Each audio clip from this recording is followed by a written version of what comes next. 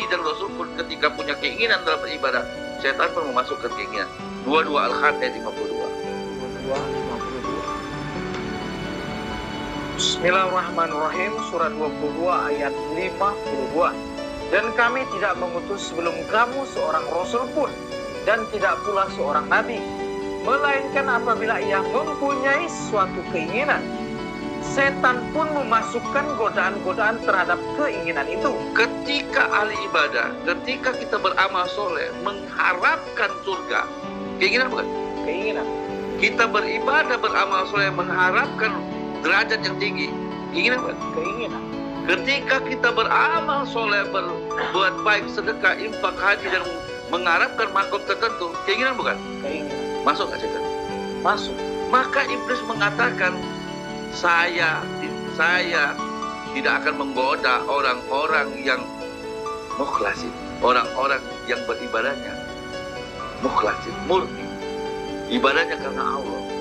Makanya di dalam doanya Ibrahim, Nabi Ibrahim alaihissalam, inni wajjahtu wajhiyal ladzi fataras samawati wal arda hanifan musliman wa ana minal musyrikin inna sholati wa nusuki wa mahyaya wa mamati lillahi rabbil alamin la syarika lahu wa bidzalika umirtu wa ana awwalul muslimin. Ini doanya Ibrahim karena Allah rabbil alamin. Makanya ketika kita beribadah mengharapkan sesuatu, maka derajat kita tidaklah tinggi. Karena iblis sudah memotong, saya akan sesatkan semua manusia kecuali hamba yang murni. Hakikat dari mengabdi beribadah kepada Allah harus ikhlas, murni karena Allah, nggak ada kepentingan. Surat 51 ayat 56. Bismillahirrahmanirrahim. Surat 51 ayat 56. Dan aku tidak menciptakan jin dan manusia, melainkan supaya mereka mengabdi kepadaku. Mengabdi kepadaku, menyembahku. Ilah liya'budun, kecuali ilah, kecuali liya'budun, kecuali mengabdi. Bagaimana bentuk pengabdian kita kepada Allah? 39 Zumar ayat 2. Bismillahirrahmanirrahim. Surat 39 Az-Zumar ayat 2. Sungguhnya kami menurunkan kepadamu kitab dengan membawa kebenaran, maka sembahlah Allah dengan memurnikan ketaatan kepadanya. Memurnikan. Inna anzalna ilaikal kitab bil haq fa'budullah ya'budullah illa liya'budun. Ini fa'budullah, kata perintah. Fa'budullah mukhlishana lahuddin. Murni, nggak ada kepentingan. Apalagi ayat 11-nya. Surat 39 11. Bismillahirrahmanirrahim. Surat 39 ayat 11. Katakanlah, sungguhnya aku diperintahkan supaya menyembah Allah dengan memurnikan ketaatan kepadanya. Qul inni umirtu a'budullah mukhlishana lahuddin. Maka mengabdilah kepadaku murni semurni-murninya. Fa'mal amalan soleh wala yusyrik bi ibadi ahad. Mengamallah amal soleh wala yusyrik bi ibadi. Jangan mensekutukan sesuatu, mengesekutukan, mempertuhan sesuatu. Mensekutukan itu mensekutukan sesuatu, apapun. Bisa ibadah kita, sholat kita. Maka ketika kita ibadah, mengabdi, beramal soleh, tidak ada harapan kecuali ridho Allah, kecuali lillahi ta'ala. Kenapa? Itulah perwujudan kita murni. Yang menentukan hanyalah harapan kita, bagaimana Allah meridhoi ibadah kita. Amal lagi ayat 14. Bismillahirrahmanirrahim. Katakanlah, hanya Allah saja yang aku sembah dengan memurnikan ketaatan kepadanya. Jadi kita belajar untuk memurnikan, tidak ada kepentingan dalam beribadah. Sholat kita tidak ada kepentingan, puasa kita tidak ada kepentingan, haji dan umroh kita tidak ada kepentingan. Makanya niat yang kita lakukan tidak ada tulisan sholat berjamaah 27 pahala. Tidak ada tulis niat kita ketika kita sholat 5 waktu surga. Kita bersedekah, niat kita untuk dapatkan lipat ganda. Tidak ada. Jadi kalau hari ini ada seorang ulama, ustaz, kalau kamu bersedekah lipat ganda, kalau kamu infak sodako akan dapat amal. Boleh saja pernyataan itu. Tapi ingat, mayasa, memenuhi syarat. Ya. Apakah lipat ganda kita terdiri atau tidak? Karena yang menentukan pahala kita, amal perbuatan kita, ya kan, hanya ridho Allah, hanya izin Allah. Makanya ibadah kita, sholat kita, puasa kita, hidup kita, mati kita hanya mengharap ridho Allah. Karena ridho itu lebih besar daripada Surga. surga. Surah 9 ayat 72 atau apa? Bismillahirrahmanirrahim. Surah 9 At-Taubah ayat ke-72. Allah menjanjikan kepada orang-orang mukmin lelaki dan perempuan akan mendapatkan surga yang di bawahnya mengalir sungai-sungai, kekal mereka di dalamnya, dan mendapat tempat-tempat yang bagus di surga Eden. Dan keridhaan Allah adalah lebih besar. Itu adalah keberuntungan yang besar. Jadi ridho itu besar dari surga karena keberuntungan. Kenapa? Karena ridho itu butuh kesabaran. Butuh kesabaran. Seorang nabi bertahun-tahun berdoa tidak pernah kecewa dengan Allah, bahkan menghujat Allah pun tidak mau karena ingin mendapatkan anak yang soleh yang kau ridhoi. Mari kita lihat bagaimana Zakaria sendiri, surah 9 At-Taubah ayat 14, surah 19 ayat 4 dan 5. Bismillahirrahmanirrahim. Surah 19 Maryam ayat 4. Ia berkata, "Ya Tuhanku, sungguhnya tulangku telah lemah dan kepalaku telah ditumbuhi uban, dan aku belum pernah kecewa dalam berdoa kepada Engkau ya Tuhanku." Kenapa? Nabi Zakaria tidak pernah kecewa dengan Tuhan. Dia tahu benar karena yang dipintanya adalah anak yang soleh yang kau ridhoi. Lanjut ayat 5. Dan sesungguhnya aku khawatir terhadap mawaliku sepeninggalanku, sedang istriku adalah seorang yang mandul. Maka anugerahilah aku dari sisi Engkau seorang putra yang akan mewarisi aku dan mewarisi sebagian keluarga Yakub, dan jadikanlah ia ya Tuhanku seorang yang diridhoi. Jadi apa yang dipinta Zakaria, Nabi Zakaria mengharapkan apa? Anak yang mewakili walinya dari keturunan Daud, anak yang kau ridhoi. Ya. Jadi untuk mengharapkan anak yang mau menjadi mewalihi daripada Zakaria dan keturunan Bani Israel, yang paling terpenting adalah anak yang kau ridhoi. Zakaria bertahun-tahun berdoa dengan Tuhan, mengharapkan ini, tidak pernah kecewa. Kenapa? Karena Nabi Zakaria tahu benar, ya kan, untuk mendapatkan ridho Allah itu berat. Kenapa? Karena ridho itu berat, kata Allah, butuh kesabaran. Surah 13 Ar-Ra'd ayat 21.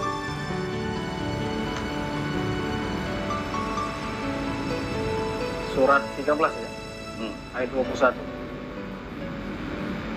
Bismillahirrahmanirrahim. Surat 13 Ar-Ra'd ayat 21. Dan orang-orang yang menghubungkan 22-nya. 22. Dan orang-orang yang sabar karena mencari keriduan Tuhannya. Jadi sabar itu butuh keriduan nggak? Sabar nggak ridho itu? Iya, butuh sabar. Dan orang-orang yang sabar dalam mencari keriduan Tuhan. Jadi keriduan Tuhan itu butuhnya sabar nggak? Butuh sabar. Berat nggak? Berat. Jadi bukan segampang-gampangnya antara ucapan kita itu dengan aplikasi. Makanya Zakaria bertahun-tahun rambutnya telah memutih, tulangnya keropos. Dia tidak pernah kecewa. Kenapa? Yang diharapkan Zakaria bukan sebagai seorang anak yang sebatas kelahiran saja, tapi mengharapkan anak yang soleh, anak yang mewalihi dia dari keturunan Bani Israel, dan yang utama sekali, anak yang kau ridhoi. Jangan-jangan anak kita belum tentu diridhoi. Ceplak-cepluk jadi gitu. Nah, apalagi rezeki? Iya. Ada orang diberi rezeki apa kata ridho? Nggak semudah itu. Karena ridho itu butuh kesabaran. Makanya Allah mengatakan, yuk kita belajar ngaji diri, ya kan? Harapan ibadah kita karena Allah, ya kan? Mengharapkan ridho Allah. Kenapa? Karena ridho Allah itu, ya kan? Lebih besar daripada surga, ya kan? Seperti itu. Itu. Ya, terima kasih. Ini kita lanjut lagi. Ini ada Rina Oktarian Kalau mengharapkan pahala termasuk musyrik, Pak Ustadz. Ya, tadi sudah dijawab ya Ustadz ya. Ya kalau kita beribadah, fa'amal amalan soleh wala takun al musyrik. Artinya ketika kita beramal soleh, mengharap ke sesuatu, itu maksudkan yang kita tuhankan adalah ibadah kita, bukan lillah. Maka ketika amalan kita, amal soleh kita mengharapkan pahala, yang kita tuhankan apa? Pahala kita. Pahala kita. Ketika kita beramal soleh mengharapkan 27 pahala, 20 derajat di mata Allah, di 27 derajat, itu harapan kita 27 pahala. Padahal barang siapa yang hijrahnya karena Allah dan Rasul, maka dia mendapatkan hijrahnya dari Rasul. Tapi siapa yang mengharapkan hijrahnya bukan karena Allah dan Rasul, mengharapkan duniawi, ya dapat. Makanya dalam kitab bab ketiga ini, ya kan, ketika ada orang beramal soleh, terus dia tidak ria, dia tidak menyakiti orang, itu sudah lepas dia menjalankan syariat. Tapi ketika dia beramal soleh, mengharapkan pahala atau derajat yang tertentu atau makom tertentu, maka orang alim mengatakan tercela. Maka seorang Ibnu Athaillah mengatakan, ya kan, ketika ada orang beramal soleh mengharapkan sesuatu, dia tidak ria dan tidak menyakiti orang lain, ataupun dia beramal soleh mengharapkan pahala, derajat yang tinggi atau makom tertentu, tidak lain harapannya itu adalah material. Karena hakikat daripada beramal soleh adalah bagaimana sejatinya kita kesempurnaan, ke pahala yang sempurna itu ketika kita kembali ke Tuhan, ridhonya Tuhan, ya kan? Sebagaimana Tuhan tadi bilang, makanya jangan-jangan hari ini kenapa kita tidak ketemu dengan Rabb kita, ketemu dengan Tuhan kita, jangan-jangan amal soleh kita masih ada sekutu, ya kan? Maka kenapa orang itu beramal soleh masih salah, masuk neraka? Karena amal soleh masih ada sekutuan. 35 gitu. 35-37. Bismillahirrahmanirrahim. Surat 35 Al-Fatir ayat 37. Dan mereka berteriak di dalam neraka itu. Mereka berteriak di dalam neraka. Ya Tuhan kami, Ya Tuhan, keluarkanlah kami. Niscaya kami akan mengerjakan amal yang soleh, berlainan dengan yang telah kami kerjakan. Dan apakah kami tidak memanjangkan umurmu dalam masa yang cukup untuk berpikir bagi orang yang mau berpikir? Dan apakah tidak datang kepadamu kamu memberi peringatan, maka rasakanlah azab kami, dan tidak ada bagi orang-orang yang zalim seorang penolong pun. Jadi orang ini masuk neraka sudah beramal soleh. Terus orang ini minta keluarkan. Ya Tuhan kami, keluarkan kami dari neraka agar kami beramal soleh berlainan yang pernah kami kerjakan. Oke? Secara hukum syariat, mungkin amal solehnya dia ini, ya, dia masuk neraka secara syariat, mungkin dia mungkin menyakiti orang lain, cara beramal soleh, atau juga amal solehnya tidak mendahulukan yang lebih pantas, 436 itu, oke? Ya. Orang tua, kayak kerabat, ayah. Nah, ketika orang amal soleh itu mungkin dia salah satunya ini mungkin. Ini secara syariat, hukumnya Tuhan. Ya. Jadi hukum Tuhan itu beramal soleh. Kenapa orang ini amal soleh? Amal solehnya masuk neraka, ya kan? Terus dia berteriak, ya Tuhan kami, keluarkan kami dari neraka agar kami beramal soleh berlainan yang kemudian. Dua pahaman. Pertama lahir hukum syariat, hukum syariat itu hukum, secara syariat itu hukum. Mungkin amal soleh dia, ya kan, dia secara syariat. Mungkin amal soleh dia menyakiti orang lain, syariat. Mungkin amal soleh dia tidak secara urutan. Dia bersedekah beramal solehnya beri orang lain, keluarganya kelaparan, tidak urutan. Nah, ini secara syariat hukum. Nah, mungkin ini salah satunya syariat.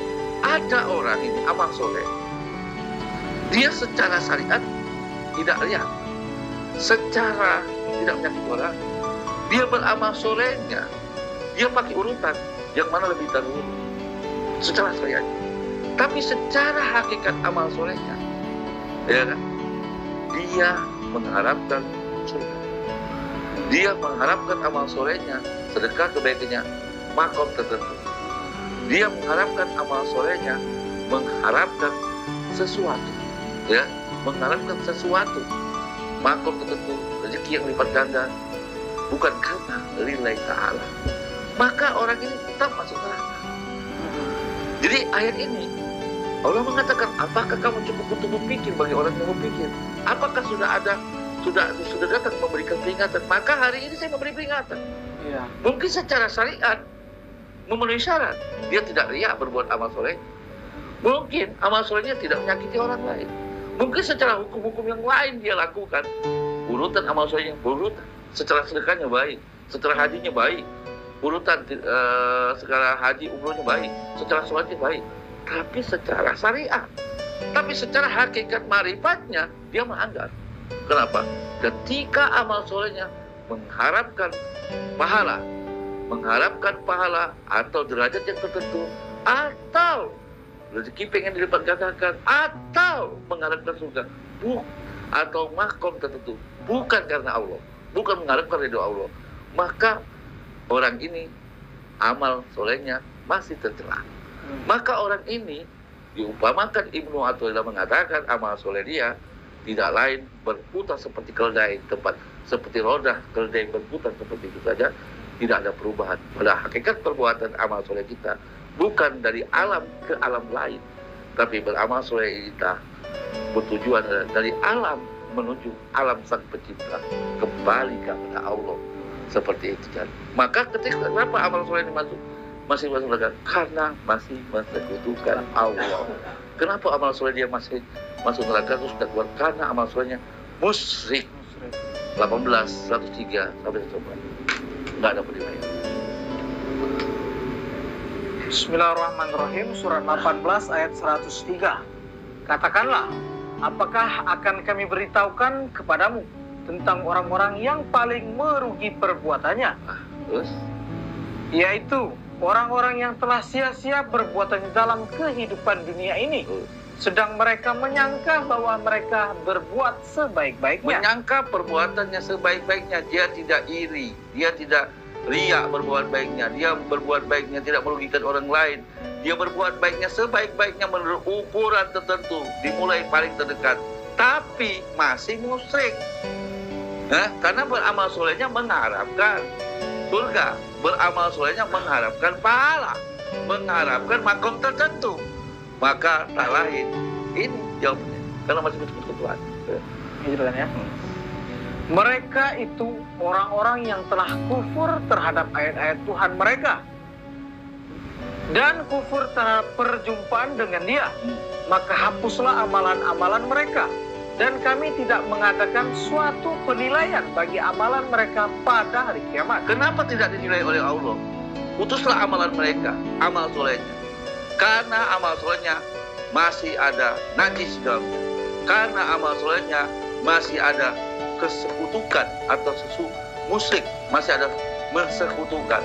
Maka saya bilang tadi, surat 688 tidak ada penilaian. Jadi orang ini kan, kita ada pangkulan, kita sudah ngerti hukum syariat. Ada syariat, hukum syariat itu hukum. Kita beramal soleh tidak boleh riya, itu syariat. Secara syariat, hukum. Beramal soleh itu tidak boleh menyakiti orang lain. Oke? Secara syariat, beramal soleh itu harus pakai urutan, pakai aturan yang paling terdekat sampai yang paling jauh. Ya kan? Bla bla bla bla, keluar hukum, itu syariat. Tapi hakikat dari amal soleh, walaupun ini syariat sudah selesai secara hukum syariatnya, dia tidak riya, dia tidak menyakiti orang lain, dia beramal solehnya sesuai dengan aturan, tetap dia masuk neraka. Kenapa? Karena amal solehnya masih mensekutukan Allah. Ya, maka 688 tidak ada penilaian. Ya. Bismillahirrahmanirrahim. Surat 6 Al-An'am ayat 88. Itulah petunjuk Allah, yang dengannya Dia memberi petunjuk kepada siapa yang Dia kehendakinya di antara hamba-hambanya. Seandainya mereka mempersekutukan Allah, niscaya lenyaplah dari mereka amalan yang telah mereka kerjakan. Lenyap. Tadi kan amal soleh itu 18 kan lenyap. Kenapa orang itu masuk neraka beramal soleh? Ya kan? Ayat ini bukan menunjukkan secara hukum syariatnya, dia sudah hukum syariatnya sudah benar, tapi karena amal solehnya masih ada harapan sesuatu selain la ilaha illallah. Makanya kita beramal soleh, tujuan kita hidup ibadah hanya mengharapkan ridho Allah, tidak ada kepentingan terserah orang, ya kan? Karena kenapa? Ridho Allah itu bukan sekedar ucapan. Saya bilang tadi di dalam surat 13 Ar-Ra'd ayat 22 bahwa keredoan itu butuh kesabaran. Yang bagaimana yang dicontohkan Zakaria, bertahun-tahun dia berdoa bulan berapa, karena yang diharapkan, kenapa dia tidak pernah kecewa dengan Tuhan dalam berdoa seperti itu? Karena dia mengharapkan anak yang mewakili dirinya dan juga anak yang diridhoi. Itu yang sulit yang dilakukan. Jadi jangan semudah itu untuk semudah itu. Maka niat kita hari ini udah benar semua. Secara syariat kita udah benar, secara ucapan kita benar. Tapi dalam aplikasi, ketika kita berbuat sedekah. Ketika kita melihat orang yang tidak bersedekah dan kita kecewa, karena apa? Misalnya si Chandra sedekah, berbuat sedekah itu sedekah, tapi suatu ketika Chandra melihat orang pelit pikir, terus Chandra marah-marah. Berarti Chandra marah kenapa? Karena menuhankan sedekah itu. Ya, itu masuk ke Allah. Ada orang sholat, kita rajin sholat ibadah nggak 3 waktu. Suatu ketika kita berjalan, kita lihat tempat beca yang tadi sebelum tidak melakukan sholat gitu ya, dan lihat orang itu sudah ada nggak dipanggil oleh Allah. Ya, itu orang sholat. Ya kan? Itu orang sholat. Itu orang sedekah baik. Dalam bentuk Mentuhankan sholat. Tidak Iya, ada nggak orang sedekah mempertuhankan sedekah itu? Ada. Ketika dia bersedekah dia nyalakan orang lain. Ada nggak ilmu tutup ilmunya sendiri? Ada. Ketika dia mempertuhankan Ilmunya. ilmu. Ada nggak orang yang punya harta tutup oleh hartanya sendiri? Ada. Ada. Ya. Ada nggak orang yang beribadah, beramal, mengharapkan pahala yang tutup pahalanya? Ada. Ya kan? Akhirnya dia menyalahkan orang neraka, neraka kamu, susah kamu, ya kan? Seperti itu. Padahal pahala, surga, ya kan? Derajat, siapa yang punya? Allah. Jadi tujuan kita ibadah tertinggi itu apa? Terakhir kita ibadah mengharapkan Ridho Allah. mengharapkan ridho Allah atau bertemu dengan sang pemilik alam semesta ini. Ya kan? Mari kita ingatkan lagi kepada saudara-saudara kita, ibadah yang paling sempurna, pahala yang sempurna itu ketika kita kembali kepada Allah. Surat An-Najm, surat 53, ayat 41-42. Bismillahirrahmanirrahim. Surat 53 An-Najm ayat 41. Kemudian akan diberi balasan kepadanya dengan balasan yang paling sempurna. Oh, paling sempurna. Apa yang paling sempurna itu? Dan bahwasanya kepada Tuhanmu lah kesudahan segala sesuatu. Nah, jadi pahala yang paling sempurna itu Kembali ke Tuhan ya. kembali ke Tuhan. karena kesudahan ibadah itu kembali kepada Tuhan atau kepada sang pencipta alam. Mari sebelum saya hari, ya kan, ada yang bertanya lagi kan? Atau kamu bertanya? Ya kan? Ini terakhir dari Edi Adam Herianto. Assalamualaikum. Terakhir Ustaz, nggak ada bertanya lagi Ustaz. Silakan kepada Ustaz Fauzan di akhir penghujung waktu ini, nggak kerasa ini sudah 1,5 jam. Silakan kepada Ustaz kesimpulan. Ya, sahabat-sahabat Facebook dimanapun kita berada, malam hari ini kita membahas sebuah kitab Al-Hikam di buku saya halaman 43. Beramal demi pahala adalah berpindah dari alam ke alam, dan berpindah terbaik ada dari alam ke pencipta alam. La tarhad minal qawni ila qawni fatakuna la himad raha wa yasir wal makanul ladzina irtahala ilaihi wa huwal ladzina irtahala minhu walakin irhal min akwani ila makawi wa anna Allah ila rabbil muntaha. Janganlah kau pergi dari satu alam ke alam lain sehingga engkau menjadi seperti keledai penggilingannya yang berputar-putar berputar-putar tempat yang dia tuju adalah tempat yang beraja. Namun pergilah dari alam menuju pencipta alam. Sesungguhnya kepada Tuhanlah puncak segala tujuan. Maksud adalah beramal disertai dengan sifat riya atau sifat-sifat tercela lain dan tidak bernilai syariatnya. Jika seorang murid atau mujahadah atau seorang mujahid lalu berhasil menjauhi sifat-sifat tercela, tetapi pada saat yang sama ia mengharapkan pahala dan ketinggian derajat atau makom yang dimaksud dianggap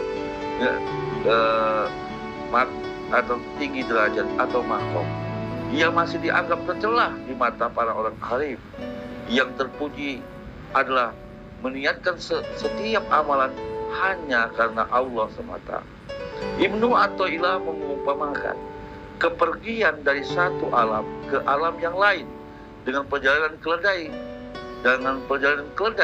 penggilingan yang hanya berputar-putar di tempatnya. Demikian pula dengan amal yang tidak ditujukan karena Allah. Orang yang beramal demi mengharapkan pahala, misalnya dianggap sebagai orang yang berpergian dari satu alam, yakni alam riya menuju alam yang lain, yakni alam pahala. Semuanya alam adalah sama materi. Yang benar adalah kau harus pergi dari alam menuju pencipta alam dengan cara mengikhlaskan amalmu hanya untuknya dan tidak mengharapkan balasan, baik langsung maupun tak langsung. Siapa yang mengamal untuk mendapatkan kedudukan atau makom tertentu, maka dia akan menjadi budak kedudukan itu. Siapa yang beramal karena Allah semata, maka dia akan menjadikan hamba Allah. Ini sama dengan kepergian dari alam menuju pencipta alam. Sesungguhnya Tuhanmu adalah puncak segala tujuan. Maksudnya perjalananmu akan berakhir di hadirannya sehingga keinginanmu terwujud. Sebaliknya orang yang berpergian dari satu alam dan alam lain, perjalanannya tidak akan pernah berujung kepada Allah dan ia tidak pernah akan sampai kepadanya. Ini yang dimaksud dengan malam hari ini, sahabat Facebook. Maka saya mencoba untuk memahami tema malam hari ini dalam kitab Hikam setiap hari Rabu dalam pendekatan ngaji diri dalam kitab Hikam mengaji diri ini, pendekatan dalam tafsir maudhu'i dari ayat ke ayat agar lebih mudah dipahami. Ternyata Ibnu Athaillah ini menjalankan isi Al-Quran, maka ditulis dalam bentuk karangan yang damas yang cukup besar, yaitu kitab Al-Hikam. Terima kasih sahabat-sahabat dan dimanapun kita berada. Dengan malam hari ini sekali lagi tidak perlu percaya dengan kami, ya kan? Insya setiap hari Rabu kita setiap malam tetap ngaji diri, kita ajak keluarga kita, saudara kita untuk memperbaiki ibadah kita lebih baik lagi. Jangan merasa sombong bahwa ibadah kita sudah benar. Terus belajar dan belajar. Maka Allah menjelaskan di surat 3 ayat 79. Ciri orang Rabbani itu dia tetap mengamalkan Quran, mempraktikkan itu dan tetap mempelajari. Kita tak lepas belajar dan belajar, memperbaiki, mengkaji diri dan ibadah kita. Maka setiap Rabu saya berbagi ilmu, ya kan, mencoba untuk menjelaskan buku tasawuf karangan yang terbesar dari seorang Syekh Abdullah Said Sarqawi, seorang Ibnu Athaillah As-Sakandari, kitab yang cukup besar, yaitu kitab Hikam. Tapi saya mencoba untuk mendekatkan dengan tafsir maudhu'i atau dengan ayat. Ya kan, semoga apa yang kita lakukan malam hari ini menjadi ibadah kita, menambah keseriusan ibadah kita, menambah kajian diri kita untuk selalu dekat dengan Allah, selalu terhubung dengan Allah Subhanahu wa Ta'ala. Sahabat-sahabat Facebook dimanapun kita berada, sekali lagi tidak perlu percaya dengan kami.